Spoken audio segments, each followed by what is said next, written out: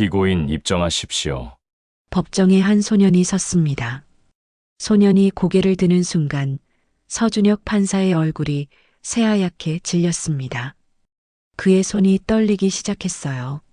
소년의 얼굴은 12년 전 교통사고로 죽은 아들과 똑같았어요. 조작된 교통사고와 파묻혀버린 진실. 자신이 과거에 내린 한 판결이 모든 비극의 시작이었다는 끔찍한 사실을 알고 있을까요? 사연 시작 전 구독과 좋아요를 눌러주시고 어디서 듣고 계신지 댓글 남겨주시면 그곳으로 행복이 가득 머물기를 바라겠습니다. 서울중앙지방법원 제12형사부 오전 10시 법정안은 무거운 침묵으로 가득했습니다. 방청객들은 각자의 이유로 이곳에 앉아 있었고 검사와 변호사는 서류를 정리하며 재판을 준비하고 있었죠. 재판장석에는 서준혁 판사가 앉아 있었습니다. 53세, 25년 경력의 베테랑 판사였어요. 그의 얼굴은 언제나 냉철했고 목소리는 단호했습니다. 법정에서 그를 아는 사람들은 모두 말했죠. 서준혁 판사는 절대 감정에 휘둘리지 않는다고요. 서준혁 판사는 오늘 심리할 사건 기록을 펼쳤습니다. 절도죄 피고인은 17소년이었어요. 편의점에서 라면 3개와 삼각김밥 2개를 훔친 혐의였습니다. 피해 금액은 10,000원도 되지 않았죠. 서준혁 판사는 속으로 한숨을 쉬었습니다. 또 하나의 생계형 범죄였어요. 요즘 들어 이런 사건이 부쩍 늘었습니다. 가난이 사람을 범죄자로 만드는 현실이 그는 늘 마음 아팠지만 법은 법이었습니다. 법원 경위가 문을 열며 말했습니다. 피고인 입정하십시오. 법정 뒤쪽 문이 천천히 열렸어요. 서준혁 판사는 평소처럼 고개를 들어 피고인을 확인했습니다. 그 순간이었습니다. 판사의 손이 멈췄어요. 그가 펼치고 있던 서류가 미끄러지며 바닥으로 떨어졌습니다. 탁! 서류철이 마룻바닥에 부딪히는 소리가 조용한 법정에 울렸죠. 법정 서기가 놀라 판사를 쳐다봤습니다. 25년 경력의 서준혁 판사가 법정에서 서류를 떨어뜨린 것은 처음 있는 일이었어요.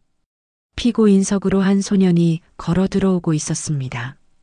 고개를 푹 숙인 채였어요. 낡은 후드티를 입고 있었고 운동화는 곳곳이 닳아 있었습니다. 17살. 아직 어린아이 같은 체구였죠. 소년은 천천히 피고인석에 섰습니다. 고개를 숙인 채 바닥만 보고 있었어요. 서준혁 판사는 숨을 쉴 수가 없었습니다. 가슴이 조여들었어요. 손이 떨리기 시작했습니다. 피고인, 고개를 드세요. 서 판사의 목소리는 평소와 다르게 갈라져 있었어요. 법정 안의 사람들이 이상하다는 듯 판사를 쳐다봤습니다. 소년은 천천히 고개를 들었어요. 그 순간 서준혁 판사의 얼굴에서 모든 혈기가 사라졌습니다. 입술이 파르르 떨렸어요. 눈앞이 하얗게 변하는 것 같았습니다. 그 얼굴을 판사는 너무나 잘 알고 있었습니다. 12년 전 교통사고로 죽은 아들의 얼굴이었으니까요. 아니, 단순히 닮은 정도가 아니었습니다. 똑같았어요. 왼쪽 눈썹 끝에 작은 흉터가 있었습니다. 3살 때 미끄럼틀에서 떨어져 생긴 흉터였죠. 입술 위쪽, 인중이 조금 짧았어요. 아들 서현우도 그랬습니다. 그리고 무엇보다 눈빛이었습니다. 두려움과 슬픔이 섞인 그 눈빛. 서준혁 판사는 그 눈을 기억하고 있었어요. 12년 전 마지막으로 아들을 본 그날 아침의 눈빛이었습니다. 피고인 성명을 말씀하세요. 검사가 물었습니다. 소년이 작은 목소리로 대답했어요. 강민우입니다. 강민우. 서준혁 판사는 그 이름을 속으로 되뇌었습니다. 아들의 이름은 서현우였어요. 다른 이름이었습니다.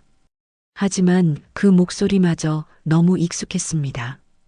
판사는 책상 위에 놓인 물컵을 집으려 했습니다. 손이 너무 떨려서 물컵이 책상 위로 엎어졌습니다. 법정 서기가 급히 티슈를 가져왔습니다. 판사님, 괜찮으십니까? 서기가 조심스럽게 물었어요. 서준혁 판사는 고개를 끄덕였습니다. 괜찮습니다. 계속하세요. 목소리를 가다듬으려 애썼지만 쉽지 않았어요. 그는 억지로 시선을 서류로 돌렸습니다. 하지만 글자가 제대로 보이지 않았어요. 자꾸만 소년의 얼굴이 눈앞에 어른거렸습니다. 검사가 사건 개요를 설명하기 시작했습니다. 피고인 강민우는 지난 11월 15일 오후 8시경 서울 관악구 소재 편의점에서 라면 3개와 삼각김밥 2개 총 9,800원 상당을 절도한 혐의로 기소되었습니다. 피고인은 현장에서 바로 검거되었으며 범행을 자백했습니다. 판사는 들으면서도 제대로 이해할 수 없었어요. 머릿속이 복잡했습니다. 그는 다시 소년을 봤습니다. 민우는 여전히 고개를 숙이고 있었어요. 어깨가 작게 떨리고 있었습니다. 피고인, 변호인은 없습니까? 서판사가 물었습니다. 민우가 고개를 저었어요. 없습니다. 국선 변호인을 선임하겠습니까? 괜찮습니다. 소년의 목소리는 체념한 듯 했어요. 서판사는 가슴이 미어지는 것 같았습니다. 이 소년은 왜 혼자인 걸까요? 가족은 어디 있을까요? 피고인에게 묻겠습니다. 편의점에서 물건을 훔친 것이 사실입니까? 판사가 물었습니다. 민우가 고개를 끄덕였어요. 네, 사실입니다. 왜 그랬습니까? 침묵이 흘렀습니다. 소년은 한참을 말하지 못했어요. 입술을 깨물고 있었습니다. 그러다 작은 목소리로 말했습니다. 배가 고팠습니다. 그 한마디에 법정이 조용해졌어요. 서판사는 소년을 바라봤습니다. 민우의 얼굴은 창백했어요. 볼이 푹 꺼져 있었고 입술은 바짝 말라 있었습니다. 가족은 어디 있습니까? 판사가 물었습니다. 없습니다. 부모님은요? 모릅니다. 저는 고아원에서 자랐습니다. 서준혁 판사의 심장이 쿵 하고 내려앉았어요. 고아원. 소년은 고아원에서 자랐다고 했습니다. 판사는 서류를 다시 펼쳤습니다. 떨리는 손으로 페이지를 넘겼어요. 피고인의 신상 정보가 적혀 있었습니다. 강민우, 2007년 11월 3일생. 판사는 그 날짜를 보는 순간 숨이 멈췄습니다. 2007년 11월 3일.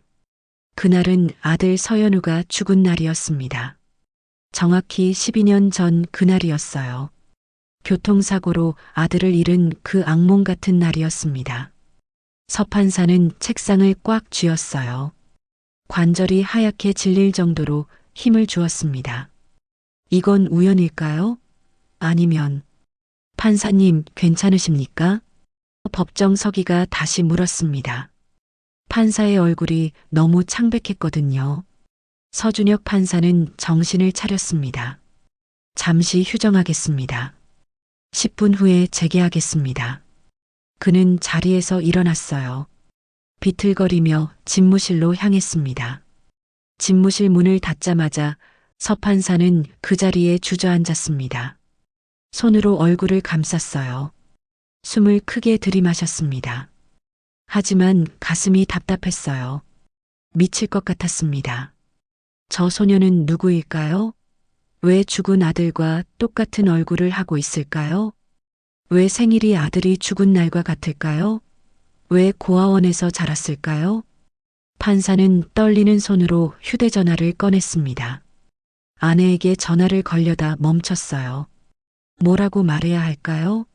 법정에 아들과 똑같이 생긴 소년이 나타났다고 미친 소리로 들릴 게 분명했습니다.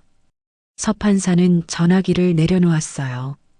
그리고 책상 서랍을 열었습니다. 오래된 사진 한 장이 들어 있었어요. 아들 서현우의 사진이었습니다. 5살 때 찍은 사진이었어요. 놀이공원에서 찍었던 사진이었습니다. 아들은 환하게 웃고 있었죠. 판사는 사진을 꺼내 들었습니다. 손이 떨렸어요.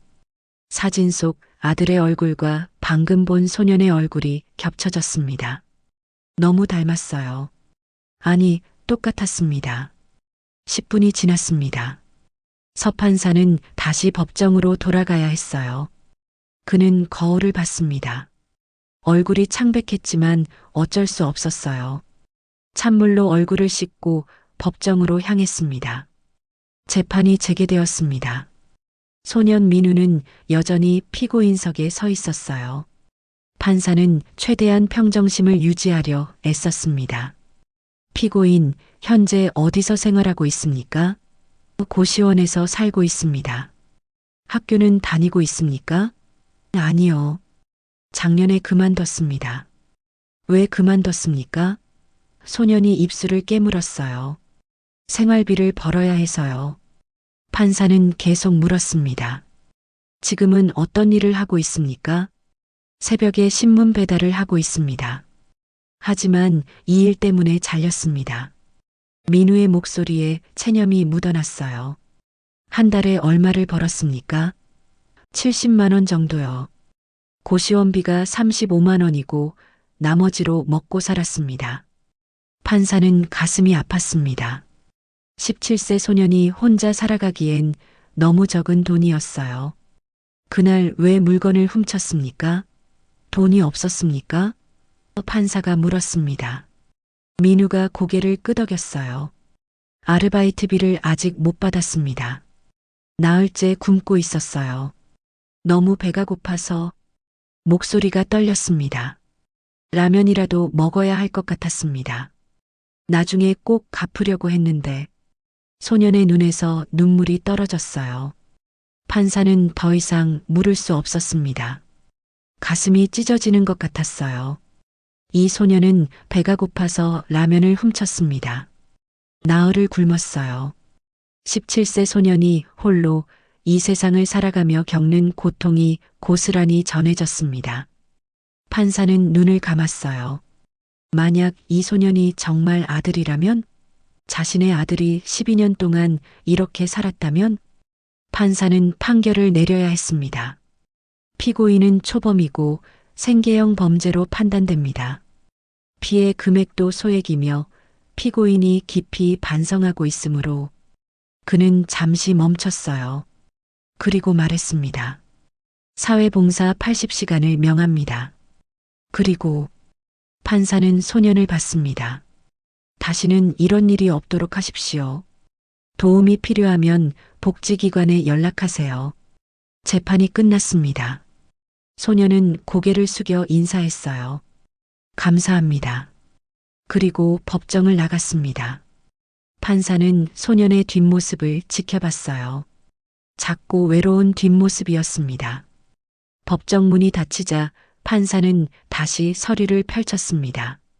소년의 신상 정보를 다시 확인했어요. 강민우, 2007년 11월 3일생. 주소는 관악구의 한 고시원이었습니다. 연락처가 적혀 있었어요. 판사는 떨리는 손으로 그 정보를 휴대전화에 저장했습니다. 그리고 숨을 깊이 들이마셨어요. 이제 무엇을 해야 할까요? 이게 정말 우연일까요?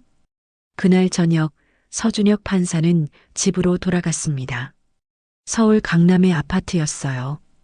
엘리베이터를 타고 올라가는 동안 판사는 거울에 비친 자신의 얼굴을 봤습니다. 12년이 흘렀어요. 그동안 자신은 얼마나 늙었을까요?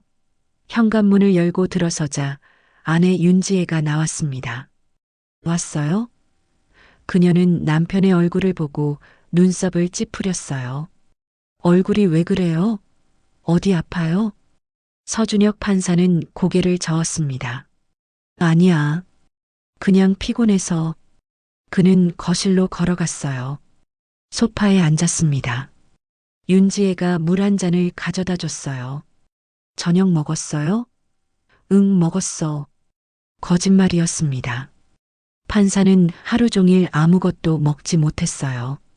먹을 수가 없었습니다. 아내는 남편 옆에 앉았습니다. 무슨 일 있어요? 그녀는 알고 있었어요. 25년을 함께 산 남편이었습니다. 뭔가 이상하다는 걸 느낄 수 있었죠. 판사는 아내를 봤습니다. 말해야 할까? 하지만 뭐라고 말해야 할까? 확신도 없이 아내에게 희망을 줄 수는 없었어요. 아니야.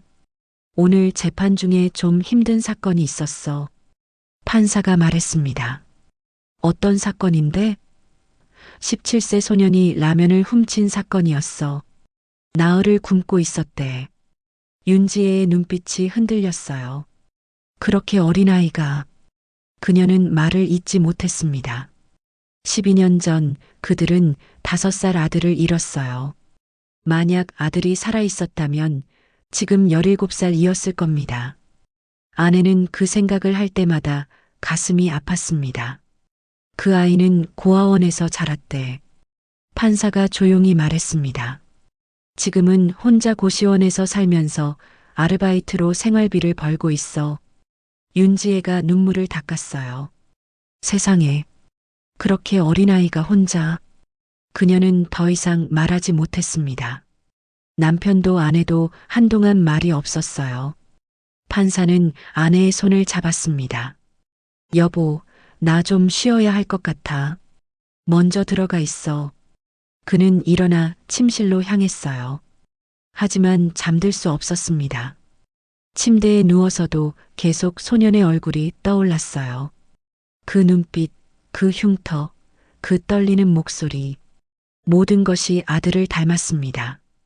서판사는 일어나 서재로 갔습니다. 책장 뒤에 숨겨둔 상자를 꺼냈어요. 12년 동안 열어보지 않은 상자였습니다. 상자 안에는 아들의 물건들이 들어 있었어요. 작은 옷, 신발, 장난감, 그리고 사진들. 판사는 사진들을 하나씩 꺼내봤습니다. 아기였을 때의 현우, 돌잔치 때의 현우, 유치원에 다닐 때의 현우. 모든 순간이 그곳에 있었어요. 그리고 마지막 사진. 사고 나기 일주일 전에 찍은 사진이었습니다. 가족 사진이었어요. 아버지, 어머니, 그리고 5살 현우. 모두 환하게 웃고 있었습니다. 판사는 그 사진을 보며 눈물을 흘렸어요. 12년이 지났지만 그 아픔은 여전했습니다. 판사는 휴대전화를 꺼냈습니다. 저장해둔 소년의 연락처를 봤어요. 강민우. 전화를 걸어볼까 생각했습니다. 하지만 뭐라고 말해야 할까? 내가 이상하다고 생각할지도 몰라. 판사는 전화기를 내려놓았습니다. 그날 밤 서준혁 판사는 꿈을 꿨습니다. 12년 전 그날의 꿈이었어요. 2007년 11월 3일. 아들의 5번째 생일이었습니다. 그날 가족은 놀이공원에 갔었어요. 현우는 너무 좋아했습니다. 회전목마를 타고 롤러코스터를 타고 솜사탕을 먹었어요. 행복한 하루였습니다. 하지만 돌아오는 길에 사고가 났습니다. 승용차가 중앙선을 넘어와 정면으로 충돌했어요. 순식간에 일어난 일이었습니다. 서판사는 가까스로 의식을 되찾았어요. 아내도 다쳤지만 의식은 있었습니다. 하지만 뒷좌석에 앉아있던 현우는 응답이 없었어요. 구급차가 왔습니다. 병원으로 이송됐어요. 판사 부부는 수술실 밖에서 기다렸습니다. 몇 시간이 지났을까요? 의사가 나왔습니다. 그의 표정을 보는 순간 서준혁 판사는 알았어요. 죄송합니다. 의사가 고개를 숙였습니다. 최선을 다했지만 아내가 주저앉았습니다. 판사는 멍하니 서 있었어요. 믿을 수 없었습니다. 아침까지만 해도 멀쩡했던 아들이 이제 없다고요? 그들은 시신을 확인해야 했습니다. 작은 몸이 하얀 천으로 덮여 있었어요. 천을 걷자 아들의 얼굴이 보였습니다. 아니, 얼굴이라고 하기 어려웠어요. 사고의 충격으로 얼굴이 심하게 손상되어 있었습니다. 판사는 그 모습을 볼 수 없었어요. 고개를 돌렸습니다. 아내는 아들을 껴안고 울었어요. 현우야, 현우야. 그 울음소리가 아직도 귓가에 맴돌았습니다. 장례식이 치러졌어요. 작은 관이 땅에 묻혔습니다. 그렇게 아들은 떠났습니다. 판사는 꿈에서 깼습니다. 온몸이 식은땀으로 젖어 있었어요. 숨이 가빴습니다. 옆에서 아내가 자고 있었어요. 판사는 조용히 일어나 화장실로 갔습니다. 거울을 봤어요. 창백한 얼굴이 비쳤습니다. 찬물로 얼굴을 씻었습니다. 문득 이상한 생각이 들었어요. 12년 전 그날 정말 제대로 확인한 걸까요? 시신의 얼굴이 심하게 손상되어 있었습니다. 제대로 확인할 수 없었어요. 경찰은 신원이 확실하다고 말했습니다. 차에 탄 사람이 3명뿐이었고 부부는 살아 있었으니 당연히 아이가 희생자라고요. DNA 검사는 하지 않았습니다. 필요 없다고 했어요. 판사는 멈춰섰습니다. 그렇다면 만약 그 시신이 아들이 아니었다면 말도 안 되는 생각이었어요. 하지만 완전히 무시할 수도 없었습니다. 오늘 본 소년 강민우. 그 아이는 고아원에서 자랐다고 했어요. 2007년 11월 3일이 생일이라고 했습니다. 아들과 똑같은 얼굴을 하고 있었어요. 판사는 결심했습니다. 확인해야 했어요. 이게 우연인지 아니면 그는 서재로 가서 노트북을 켰습니다. 12년 전 사고 기록을 찾아봤어요. 당시 담당 형사의 이름을 확인했습니다. 이재훈 형사. 판사는 그 이름을 적었습니다. 다음 날 아침 서 판사는 일찍 출근했습니다. 법원에 도착해서 제일 먼저 한 일은 강민우 소년의 기록을 더 자세히 확인하는 것이었어요. 피고인 신상 정보에는 간단한 내용만 적혀 있었습니다. 판사는 법원 행정실에 연락했어요. 강민우 피고인의 보호관찰 기록을 확인하고 싶습니다. 행정실 직원이 자료를 가져왔습니다. 소년의 과거 기록이었어요. 고아원 이름이 적혀 있었습니다. 평화의 집 고아원. 경기도 가평에 있는 곳이었어요. 소년은 그곳에서 16살까지 자랐다고 했습니다. 그리고 고아원을 나와 서울로 왔어요. 혼자 살기 시작한 거였죠. 판사는 고아원에 전화를 걸었습니다. 여보세요. 평화의 집 고아원입니다. 중년 여성의 목소리였어요. 안녕하세요. 저는 서울중앙지법의 서준혁 판사입니다. 강민우라는 학생에 대해 여쭤보고 싶은데요. 민우요? 무슨 일이세요? 원장의 목소리가 걱정스러웠습니다. 사건이 있어서 확인차 연락드렸습니다. 민우가 언제 고아원에 왔는지 기록이 있습니까? 잠시만요. 확인해 보겠습니다. 전화기 너머로 서류 넘기는 소리가 들렸어요. 2007년 11월 10일에 입소했네요. 판사의 손이 떨렸습니다. 11월 10일 사고가 난 지 일주일 후였어요. 어떤 경위로 입소했는지 아십니까? 판사가 물었습니다. 경찰에서 데려왔어요. 가평 산속에서 발견됐다고 했습니다. 기억을 잃은 상태였어요. 부모가 누군지 어디서 왔는지 전혀 몰랐습니다. 경찰이 실종 신고를 대조했지만 일치하는 게 없었대요. 판사는 숨이 막혔습니다.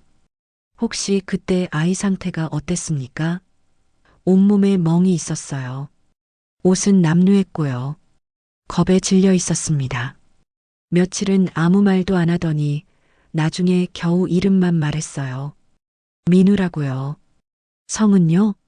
몰랐어요. 그래서 저희가 성을 붙여줬습니다. 강민우라고요.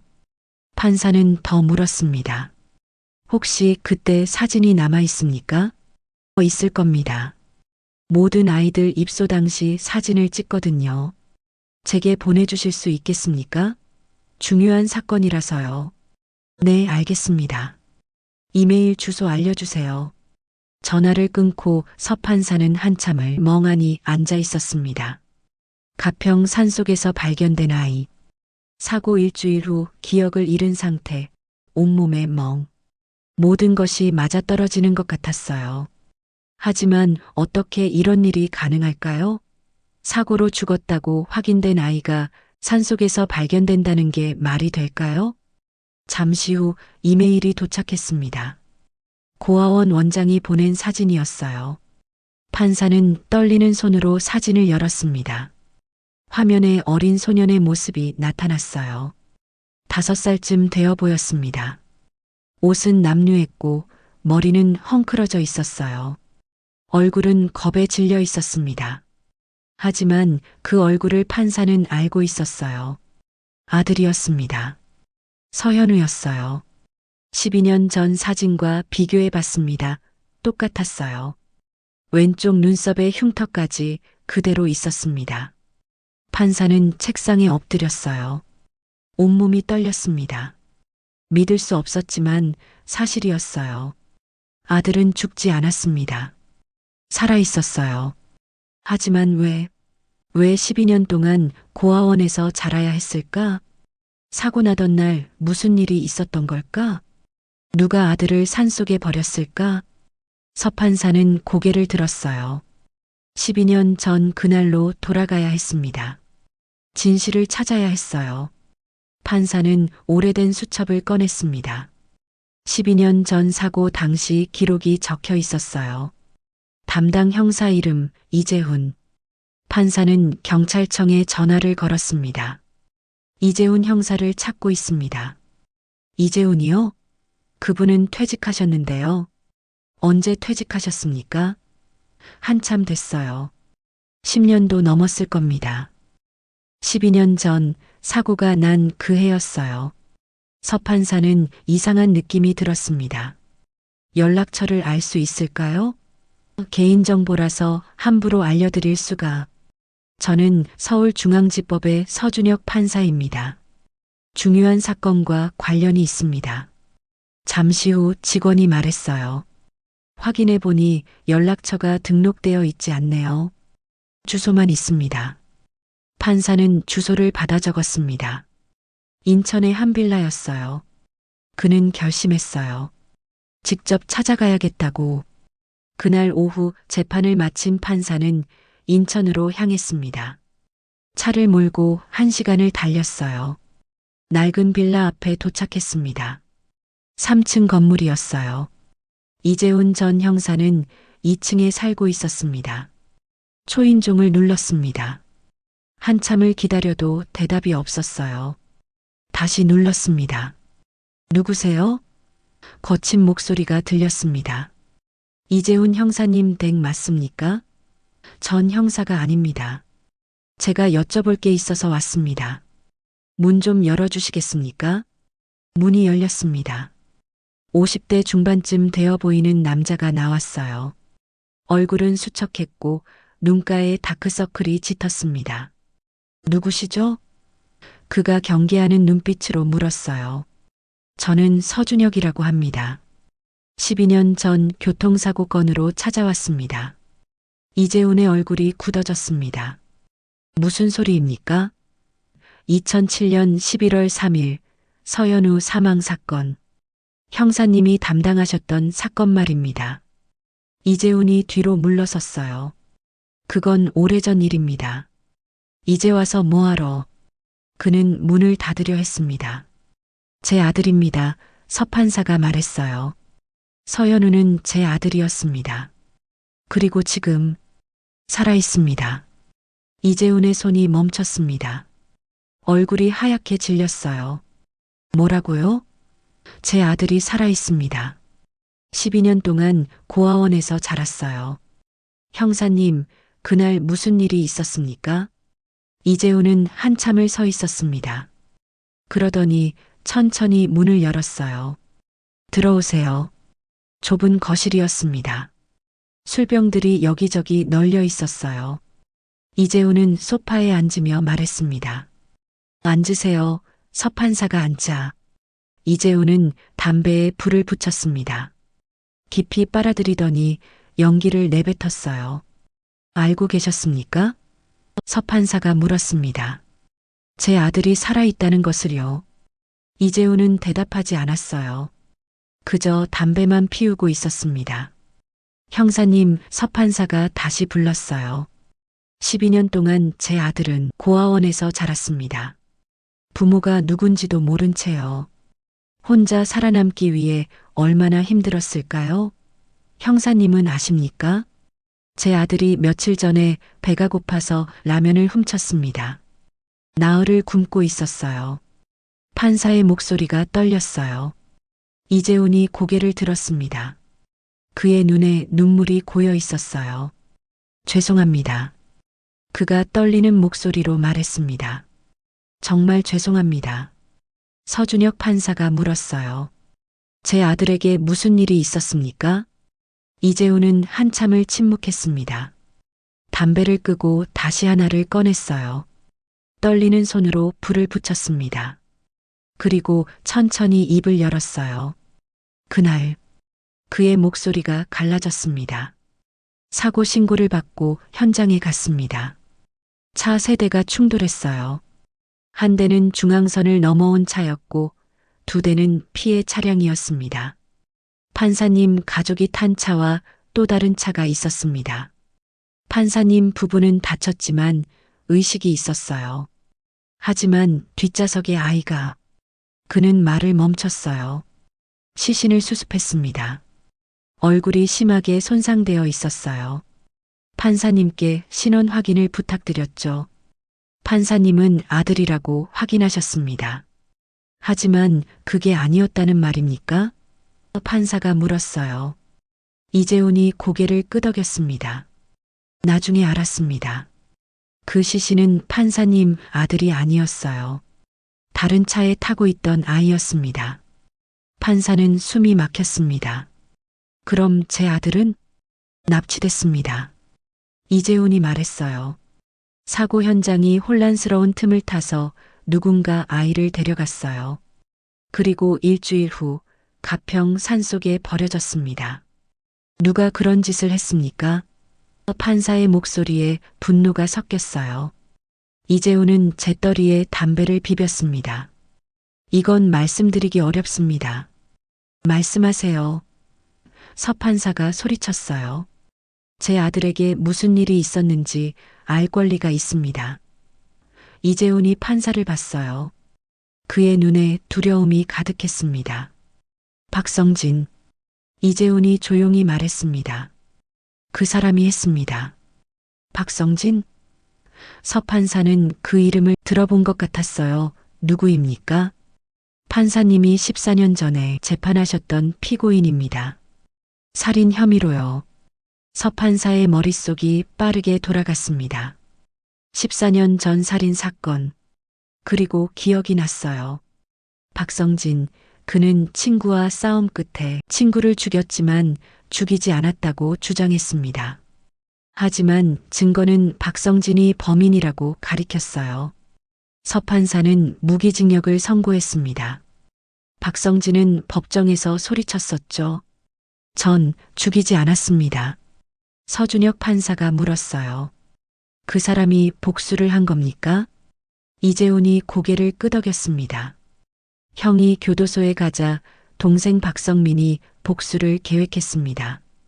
판사님께서 가장 소중하게 여기는 걸 빼앗으려고요. 그게 아드님이었습니다.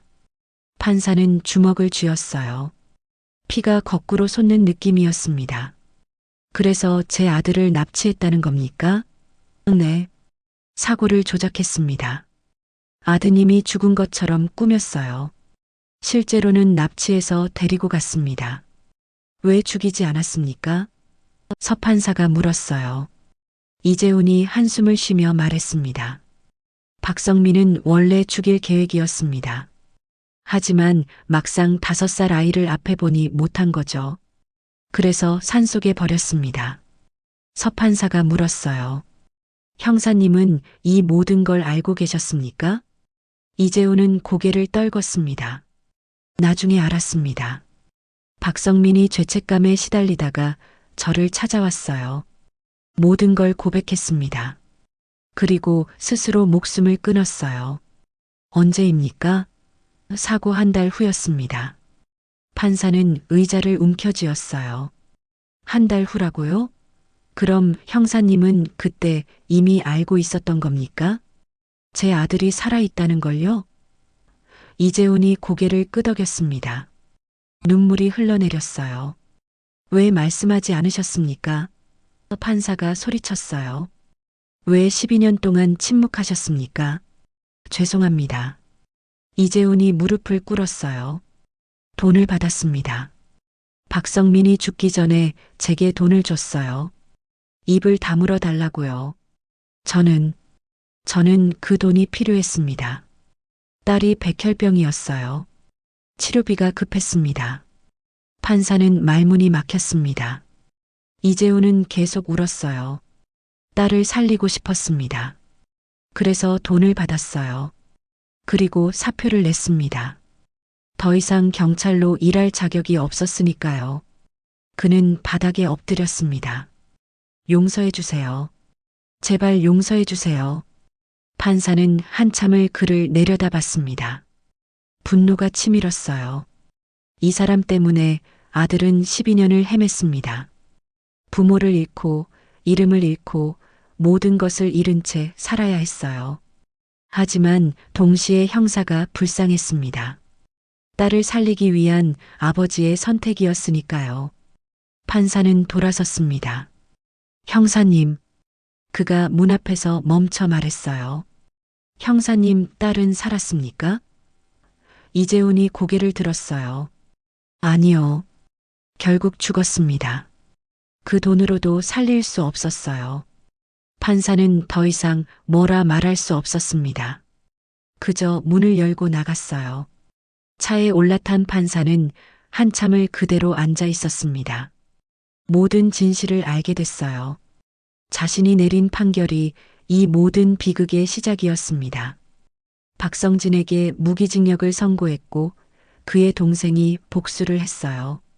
아들이 대가를 치렀습니다. 판사는 핸들을 움켜쥐었어요. 손이 떨렸습니다. 모든 게 자기 잘못 같았어요.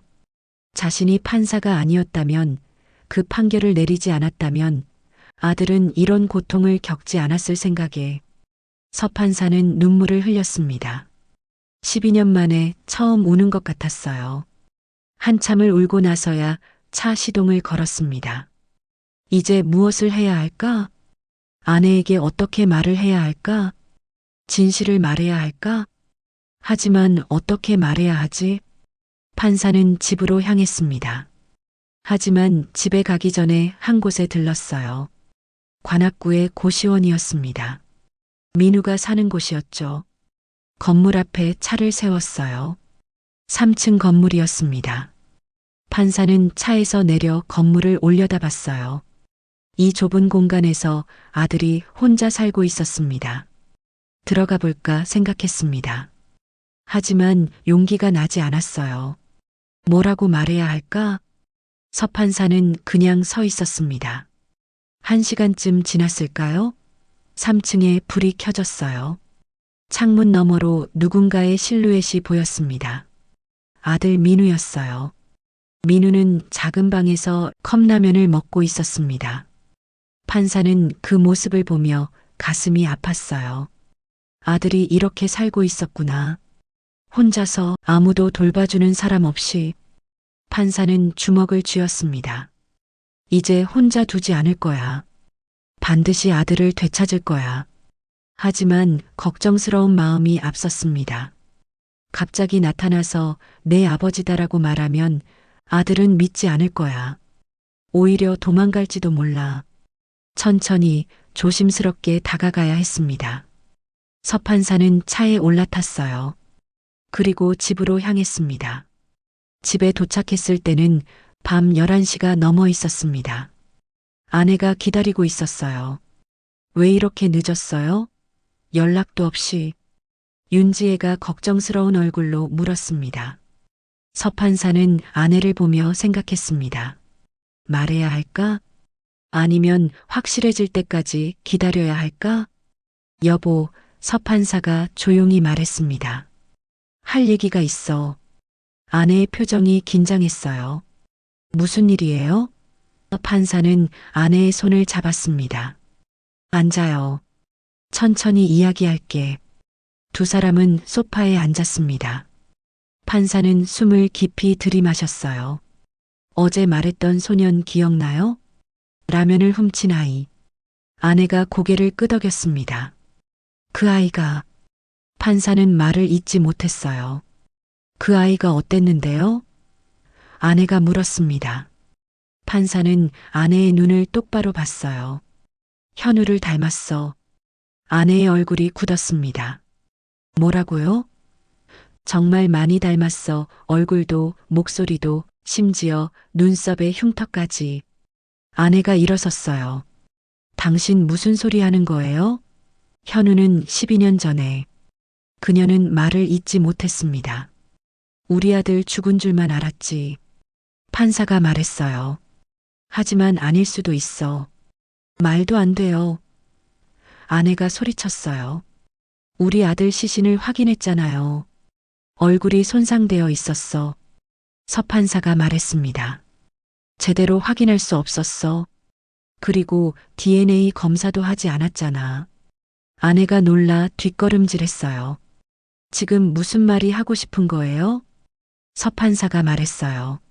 그 소년이 현우일 수도 있어. 생일이 똑같아. 11월 3일. 현우가 사고 난 날이야. 아내의 눈에 눈물이 고였습니다. 그럴 리 없어요. 그건 그냥 우연이에요. 고아원에서 자랐대. 판사가 계속 말했어요. 사고 이틀 후에 가평산에서 발견됐어. 기억을 잃은 채로 온몸에 멍이 있었대. 아내는 바닥에 주저앉았습니다. 그게 정말이에요? 오늘 모든 걸 확인했어. 담당 형사를 만났어. 그가 모든 걸 고백했어. 서판사는 아내에게 모든 이야기를 했어요. 박성민의 복수, 납치, 그리고 12년간의 침묵. 아내는 듣는 내내 눈물을 흘렸어요. 그럼 우리 현우가 12년 동안 혼자. 그녀는 더 이상 말하지 못했습니다. 판사가 아내를 껴안았어요. 미안해, 내가 한 판결 때문에 이런 일이. 당신 잘못이 아니에요. 아내가 남편의 등을 토닥였어요. 누가 알았겠어요. 그런 일이 일어날 줄. 두 사람은 한참을 그렇게 있었습니다. 오랜 침묵 끝에 아내가 물었어요. 확실한 거예요? 정말 우리 현우예요? 서판사가 말했습니다. 확인해 봐야지. DNA 검사를 해야 해. 그래야 확실해질 거야. 어떻게요? 그 아이가 동의할까요? 조용히 진행해야 할 것 같아. 서준혁 판사가 말했어요. 아내가 남편을 봤어요. 그렇게 해서 확인이 되면 그 아이에게 뭐라고 말할 거예요? 서판사는 대답하지 못했습니다. 그것이 가장 큰 문제였어요. 어떻게 아들에게 다가가야 할까? 서판사가 말했어요. 일단 확인부터 하자. 그리고 천천히 생각해 보자. 다음 날 서판사는 계획을 세웠습니다. 민우에게 자연스럽게 접근해야 했어요. 그는 법원 복지과에 연락했습니다. 강민우 피고인에게 지원 프로그램을 연결해주고 싶습니다. 어떤 지원 말씀이신가요? 장학금이요. 고아원 출신이고 혼자 살고 있다고 들었습니다. 학교로 돌아갈 수 있게 도와주고 싶어요. 좋은 생각이십니다. 제가 연락해 보겠습니다. 며칠 후 민우에게 연락이 갔어요. 서판사는 복지과 담당자에게 부탁했습니다. 제가 직접 만나서 설명해 주고 싶습니다. 민우 군이 믿고 받아들일 수 있게요. 약속을 잡고 법원 상담실에서 만나기로 했습니다. 그날 오후 서판사는 긴장한 채 상담실에서 기다렸습니다. 문이 열리고 민우가 들어왔어요. 안녕하세요. 민우가 조심스럽게 인사했습니다. 앉아요. 판사가 부드럽게 말했어요. 민우가 의자에 앉았습니다. 여전히 경계하는 눈빛이었어요. 놀랐죠? 갑자기 연락이 와서 서준혁 판사가 말했습니다. 네. 무슨 일인지 잘 모르겠어요. 장학금 이야기 들었나요? 네, 그런데 왜 저한테? 민우가 물었습니다. 법원에서 어려운 청소년들을 돕는 프로그램이 있어요. 민우 군이 대상이 될 것 같아서 연락했어요. 서 판사가 설명했어요. 물론 거짓말이었습니다. 그런 프로그램은 없었어요. 판사가 개인적으로 지원하려는 거였죠. 정말요? 민우의 눈이 빛났어요. 학교로 돌아갈 수 있어요? 그럼 학비도 지원하고 생활비도 조금 도와줄 수 있어요. 민우는 믿을 수 없다는 표정이었어요. 감사합니다. 정말 감사합니다. 그의 눈에 눈물이 고였습니다. 서 판사는 가슴이 아팠어요. 얼마나 힘들게 살았으면 이런 작은 도움에도 이렇게 감동할까? 천천히 준비하면 돼. 일단 검정고시부터 준비하자. 네. 열심히 할게요. 상담이 끝나갈 무렵 서 판사가 물을 따라줬어요. 마시면서 이야기하자. 민우가 물을 마셨습니다. 판사는 그 컵을 유심히 봤어요. 저 컵을 나중에 챙겨야 했습니다. DNA 검사를 위해서요. 민우가 자리에서 일어났습니다. 그럼 저 이만 가보겠습니다. 그래요, 다음 주에 다시 만나요. 민우가 나가고 판사는 컵을 조심스럽게 비닐봉지에 넣었어요. 그리고 병원으로 향했습니다. 병원 검사실에서 서 판사는 담당자에게 설명했어요. 친자 확인 검사를 하고 싶습니다. 네, 신청서를 작성해 주세요. 서 판사는 자신의 타액 샘플과 컵을 제출했어요. 얼마나 걸립니까? 일주일 정도요. 일주일. 가장 긴 일주일이 될 것 같았어요. 서 판사는 병원을 나와 차에 올랐습니다. 핸들을 잡은 손이 떨렸어요. 이제 곧 알게 될 거예요. 그 소년이 정말 자신의 아들인지. 그날 밤부터 서 판사는 제대로 잠을 잘 수 없었습니다. 매일 밤 뒤척였어요. 만약 아들이 맞다면? 어떻게 다가가야 할까? 만약 아니라면? 그것도 견디기 힘들 것 같았어요. 희망을 가졌다가 잃는 게 더 고통스러우니까요. 아내도 마찬가지였습니다. 윤지혜는 남편이 잠들지 못하는 걸 알고 있었어요. 그녀도 잠들 수 없었습니다. 두 사람은 밤마다 거실에 앉아 이야기를 나눴어요. 당신 생각엔 어때요? 아내가 물었습니다. 정말 우리 현우일까요? 모르겠어. 서 판사가 솔직하게 말했어요. 너무 닮았어. 하지만 확신할 수는 없어. 검사 결과를 봐야 해. 만약 맞다면. 아내가 말을 잇지 못했어요. 어떻게 그 아이를 만나야 할까요? 뭐라고 말해야 해요? 천천히 다가가야 할 것 같아. 서 판사가 말했습니다. 갑자기 나타나서 부모라고 하면 놀랄 거야. 먼저 친해지고 신뢰를 쌓고 그 다음에 말하는 게 나을 것 같아. 아내가 고개를 끄덕였어요. 그게 맞을 거예요. 그 아이가 받아들일 수 있게 해야죠. 나흘이 지났습니다. 서 판사는 다시 소년을 만났어요. 이번엔 카페에서 만났습니다. 검정고시 준비는 어때? 판사가 물었어요. 책을 샀어요. 열심히 공부하고 있습니다. 민우가 대답했어요. 그의 얼굴에 활기가 돌았습니다. 희망이 생긴 거예요. 좋아. 힘들면 언제든 연락해. 네. 근데 판사님, 민우가 조심스럽게 말했어요.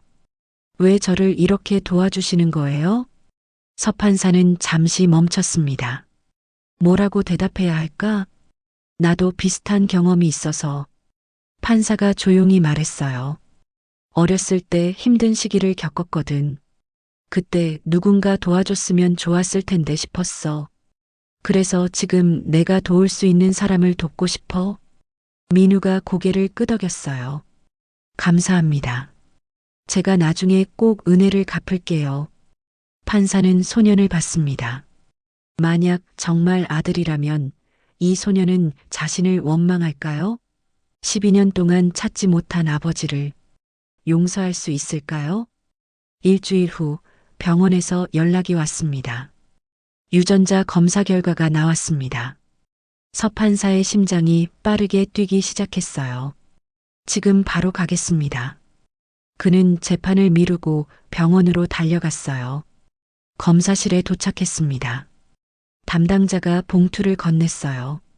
결과가 들어 있습니다. 서 판사는 떨리는 손으로 봉투를 받았습니다. 자리에 앉아 천천히 서류를 꺼냈습니다. 여러 숫자와 전문 용어들이 적혀 있었어요. 서준혁 판사는 마지막 줄을 봤습니다. 친자관계 확률 99.98%. 서 판사는 숨이 멈췄습니다. 99.98%. 강민우는 서현우였습니다. 자신의 아들이었어요. 판사는 서류를 꽉 쥐었습니다. 눈물이 흘러내렸어요. 12년의 진실이 드러나는 순간이었습니다. 병원을 나와 차에 올랐습니다. 하지만 시동을 걸 수 없었어요. 온몸이 떨렸습니다. 기쁨과 슬픔이 동시에 밀려왔어요. 아들이 살아 있었습니다. 하지만 잃어버린 12년 아들의 성장을 보지 못했습니다. 고통받는 모습도 막아주지 못했어요.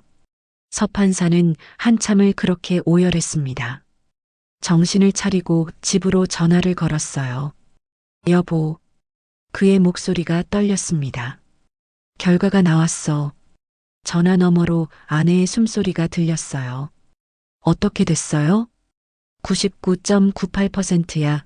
서 판사가 말했어요. 현우야, 그 아이가 우리 아들이야. 전화 너머로 아내의 흐느끼는 소리가 들렸습니다. 정말이에요? 정말 우리 아들이에요? 확실해, 이제 진짜 확실해. 전화기를 든 채 아내는 한참을 울었어요. 서 판사도 함께 울었습니다. 12년 만에 아들을 찾았습니다. 하지만 기쁨만큼이나 죄책감도 컸어요. 왜 진작 알아차리지 못했을까? 왜 12년이나 걸렸을까? 이제 어떻게 해요? 아내가 물었습니다. 어떻게 현우에게 다가가요? 천천히. 판사가 말했어요. 조심스럽게. 놀라지 않게. 집으로 와요. 같이 이야기해요. 판사는 집으로 향했습니다. 아내가 현관에서 기다리고 있었어요. 두 사람은 껴안았습니다. 한참을 그렇게 있었어요. 우리 아들이 돌아왔어요. 아내가 속삭였습니다. 먼저 친해져야 할 것 같아요. 아내가 말했어요. 저도 만나고 싶어요. 우리 현우를. 그래. 다음 만남 때 같이 가자. 서준혁 판사가 말했습니다. 우리를 기억할까요? 아내가 물었어요. 고아원에서 기억을 잃었다고 했으니 아마 기억 못할 거야. 하지만 판사가 아내의 손을 잡았어요. 천천히 기억을 되찾게 도와줄 수 있을 거야. 며칠 후 서 판사는 민우에게 연락했습니다. 저녁 같이 먹을까? 소개해주고 싶은 사람이 있어. 네, 좋아요. 만남 장소는 조용한 한식당이었어요. 서 판사 부부가 먼저 도착해서 기다렸습니다. 아내는 계속 손을 떨고 있었어요. 긴장 풀어요. 서 판사가 말했어도 자신도 떨리고 있었습니다. 문이 열리고 민우가 들어왔어요. 안녕하세요. 그가 인사했습니다. 그리고 판사 옆에 앉은 여자를 봤어요. 소개할게. 내 아내야. 윤지혜. 판사가 말했습니다. 아내가 일어나 인사했어요. 안녕, 너가 민우구나? 남편한테 많이 들었어. 그녀의 목소리가 떨렸습니다. 하지만 민우는 알아보지 못했어요. 안녕하세요. 민우가 고개를 숙여 인사했습니다. 세 사람이 자리에 앉았어요. 음식을 주문했습니다. 아내는 민우를 계속 바라봤어요. 눈물이 날 것 같았지만 참았습니다. 민우야, 학교 준비는 잘 되고 있어? 아내가 물었어요. 네. 검정고시 책으로 열심히 공부하고 있어요. 혼자 하기 힘들지 않아? 괜찮아요. 익숙해요. 원래 혼자 하는 거라. 그 말에 아내의 가슴이 미어졌습니다. 혼자 하는 게 익숙하다고요. 얼마나 외로웠을까요? 민우야. 아내가 조심스럽게 말했어요. 혹시 가족 생각 안 나? 민우가 고개를 저었습니다. 기억이 안 나요. 고아원 원장님 말로는 제가 발견됐을 때 기억을 잃었대요. 전혀 기억 안 나? 가끔 꿈을 꿔요. 민우가 조용히 말했어요. 누군가 절 부르는 것 같은데 얼굴이 보이지 않아요. 그리고 따뜻한 느낌이 들어요. 하지만 깨면 다 잊어버려요. 판사 부부는 서로를 봤습니다. 완전히 기억을 잃은 건 아니었어요. 어딘가에 남아 있었습니다. 민우야. 판사가 말했어요. 가족을 찾고 싶지 않아? 민우가 잠시 생각했어요. 예전엔 그랬어요. 어렸을 때 많이 궁금했어요. 왜 나를 버렸을까? 내가 뭘 잘못한 걸까? 하지만 이제는 괜찮아요. 그가 작게 웃었어요. 아마 찾을 수 없을 거예요. 그리고 설사 찾는다 해도 저를 원하지 않을지도 몰라요. 아내가 손으로 입을 막았어요. 눈물이 흘러내렸습니다. 왜 그렇게 생각해? 서판사가 물었어요. 저를 버렸잖아요. 아니면 잃어버렸거나. 어쨌든 아직까지도 찾으러 오지 않았어요. 그건 저를 원하지 않는다는 뜻 아닌가요? 아니야, 서판사가 단호하게 말했어요. 절대 그렇지 않아. 어떤 부모도 자식을 버리지 않아. 특히 너처럼 착한 아이를. 민우가 판사를 봤어요. 정말이요? 정말이야. 만약 부모가 있다면 그들도 널 찾고 있을 거야. 12년 동안 단 하루도 잊지 않고 식사가 끝나고 민우가 먼저 일어났어요. 오늘 정말 감사했어요. 맛있게 잘 먹었습니다. 또 만나자. 판사가 말했습니다. 언제든 연락해. 네. 그럼 먼저 가보겠습니다. 민우가 나간 후 아내가 무너졌습니다. 여보. 그녀가 울먹였어요.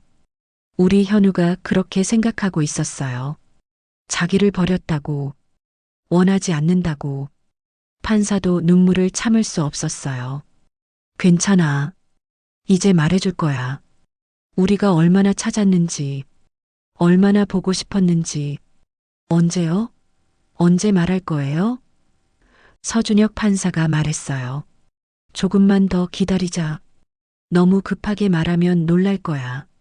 조금 더 친해지고 나서 아내가 고개를 끄덕였어요. 하지만 기다리기가 너무 힘들었습니다. 그날 밤 아내는 현우의 방으로 갔습니다. 12년 동안 그대로 보존해둔 방이었어요.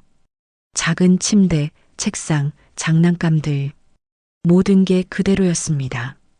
아내는 침대에 앉아서 베개를 안았습니다. 현우야. 그녀가 속삭였어요. 엄마가 이제 찾았어. 조금만 기다려. 곧 집으로 데려올게. 며칠이 지났습니다. 판사는 민우와 자주 만났어요. 함께 식사를 하고 산책을 하고 이야기를 나눴습니다. 민우는 점점 서판사에게 마음을 열었어요. 학교 얘기, 꿈, 두려움까지 나누기 시작했습니다. 판사님은 왜 저한테 이렇게 잘해주세요? 민우가 어느 날 물었어요. 서판사는 잠시 말을 멈췄습니다. 너를 보면 옛날 생각이 나서. 무슨 생각이요? 나도 아들이 있었어. 너처럼 착하고 밝은 아이였지. 있었다고요? 민우가 서판사를 봤어요. 지금은요? 12년 전에 사고로 잃었어. 서판사는 목이 메었어요. 교통사고였어. 그때 아들이 5살이었지. 민우의 얼굴이 어두워졌습니다. 죄송해요. 슬픈 얘기를 꺼내서. 아니야. 괜찮아. 판사가 고개를 저었어요. 너를 보면 그 아이가 살아있었다면 지금쯤 어떤 모습일까 생각하게 돼. 아마 너처럼 컸을 것 같아. 민우가 조용히 고개를 끄덕였어요. 제가 그 아들이었으면 좋겠어요. 그럼 판사님 같은 좋은 분이 제 아버지였을 텐데. 그 말에 서판사의 가슴이 뭉클했습니다. 아들은 이미 알고 있는 걸까요? 아니면 정말 우연히 한 말일까요? 민우야, 서판사가 조심스럽게 말했어요. 너한테 할 얘기가 있어. 무슨 얘기요? 천천히 들어봐. 놀라지 말고. 서판사가 숨을 깊이 들이마셨어요. 드디어 말할 때가 온 것 같았습니다. 하지만 바로 그 순간 민우의 전화가 울렸어요. 민우가 전화를 받았습니다. 아, 네, 지금요? 그의 얼굴이 급하게 변했어요. 알겠습니다. 금방 갈게요. 전화를 끊고 민우가 일어났습니다. 죄송해요. 급한 일이 생겼어요. 아르바이트 하는 곳에서 급하게 나오래요. 그래, 가봐, 서판사가 말했습니다. 나중에 다시 이야기하자.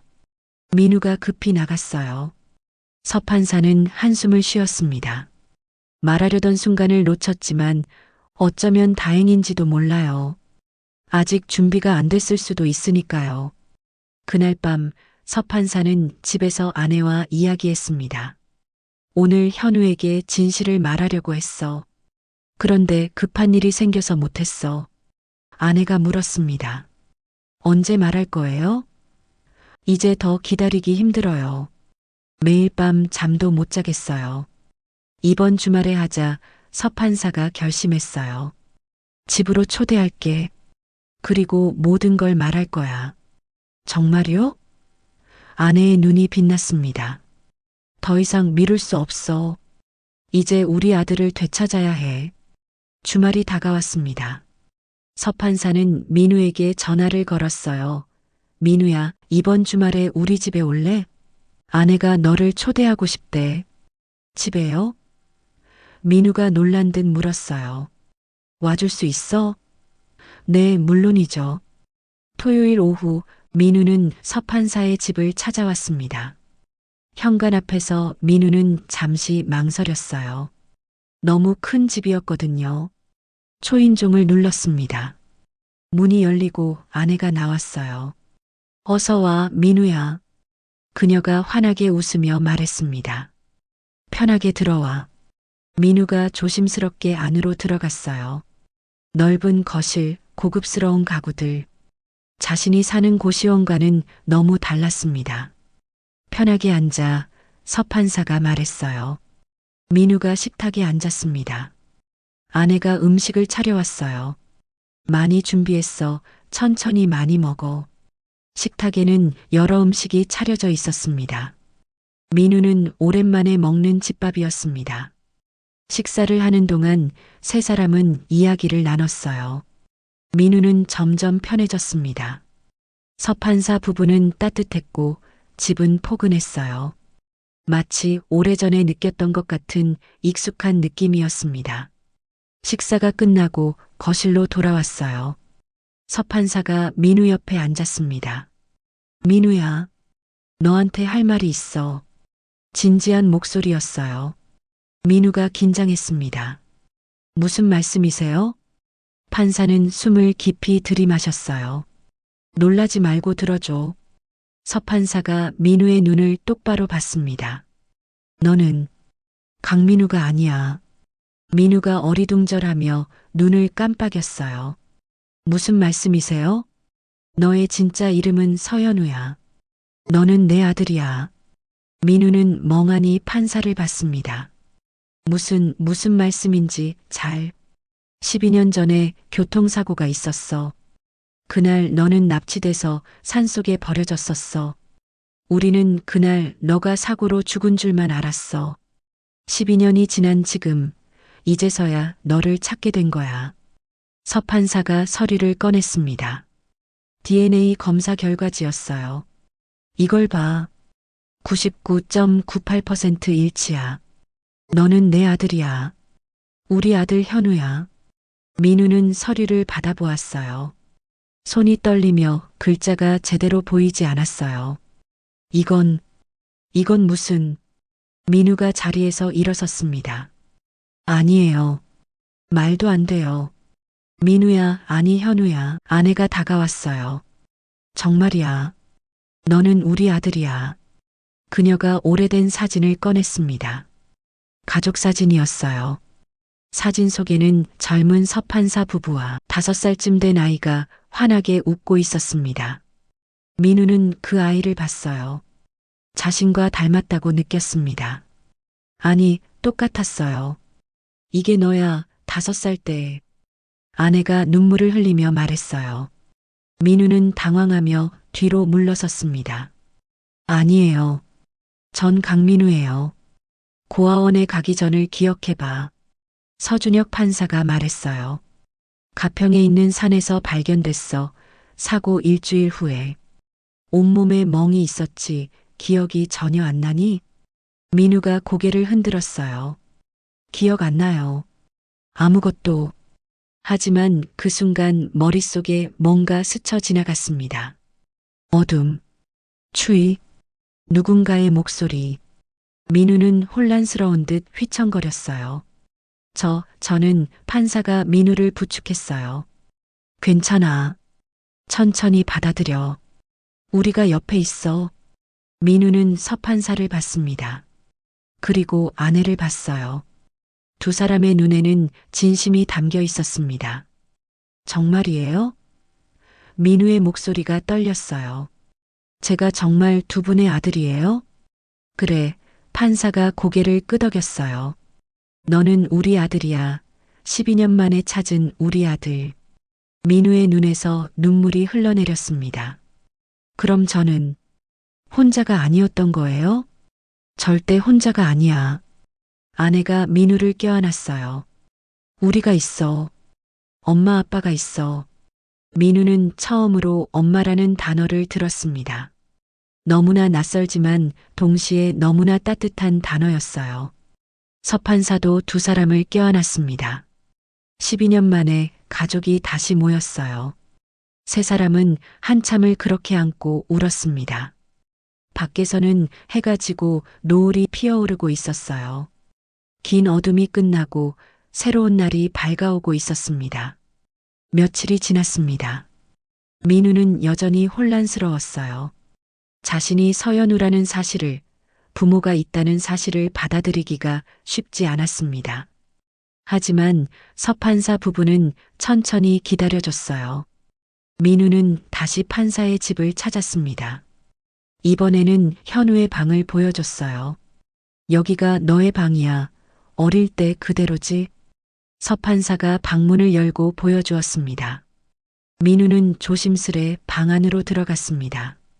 작은 침대, 책상, 책장 그리고 장난감들. 모든 게 낯설면서 동시에 익숙한 느낌이 들었어요. 민우는 책상 위에 놓인 그림책을 집어들었습니다. 그림책의 페이지를 넘기는 그 순간 머릿속에 무언가 번쩍했습니다. 엄마, 이 책 읽어줘. 어린 목소리가 들렸어요. 자신의 목소리였습니다. 그래, 우리 현우. 엄마가 읽어줄게. 따뜻한 목소리가 들렸어요. 민우는 그 자리에 주저앉았습니다. 기억이 돌아오고 있었어요. 현우야, 이리 와. 아빠랑 공놀이하자. 네, 아빠.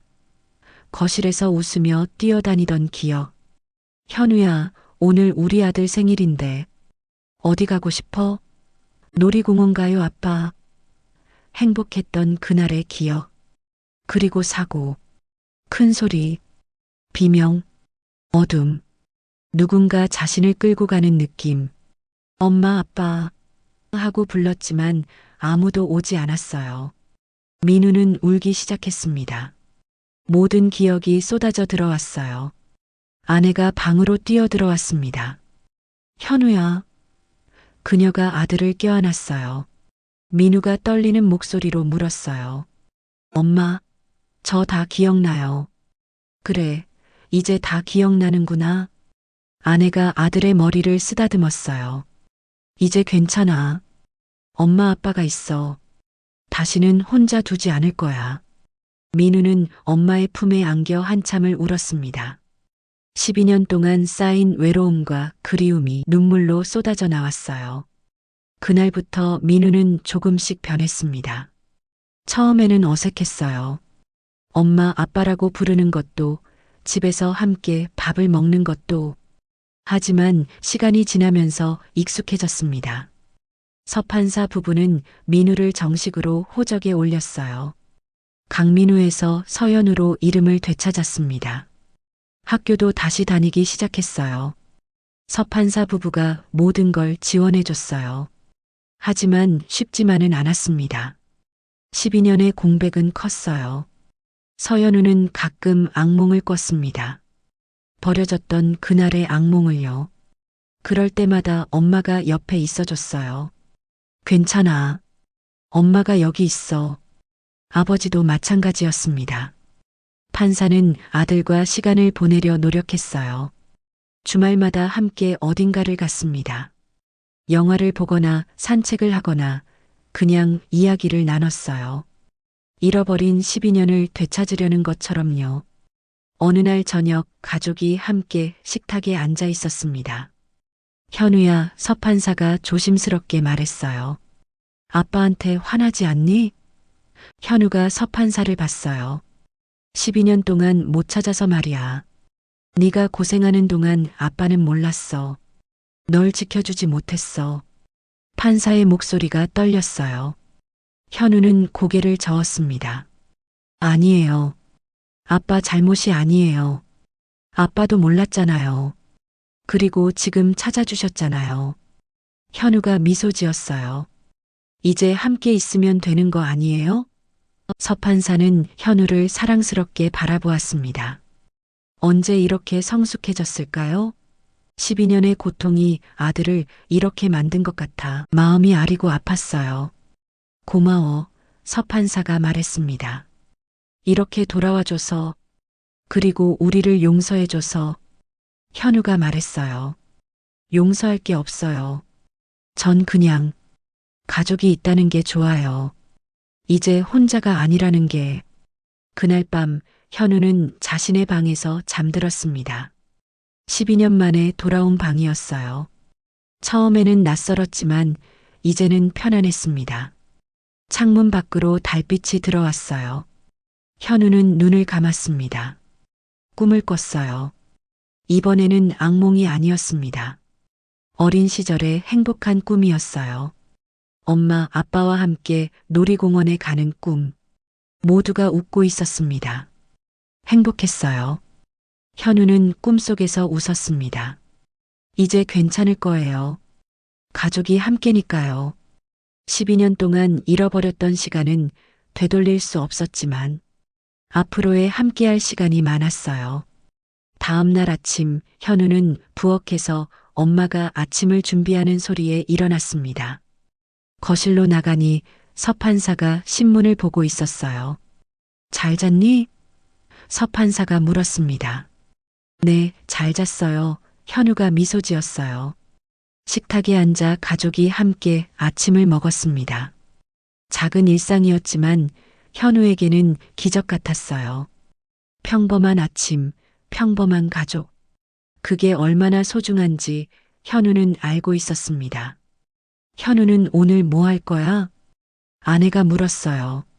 학교 가야죠. 주말인데? 아, 맞다. 현우가 웃었어요. 그럼 엄마 아빠랑 집에 있을래요. 서판사 부부는 서로를 보며 미소 지었어요. 그들의 아들이 진짜 돌아왔습니다. 밖에서는 새들이 정겹게 지저귀고 있었습니다.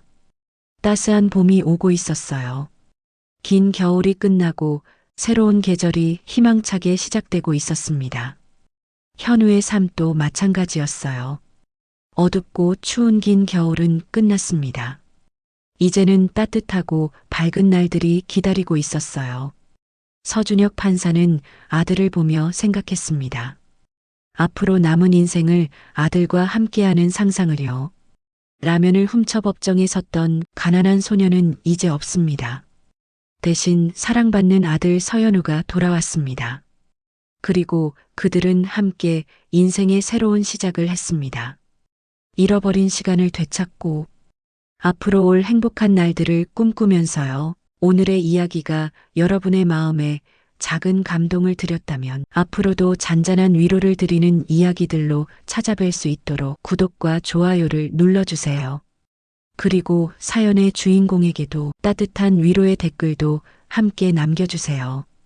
여러분의 인생을 늘 응원합니다.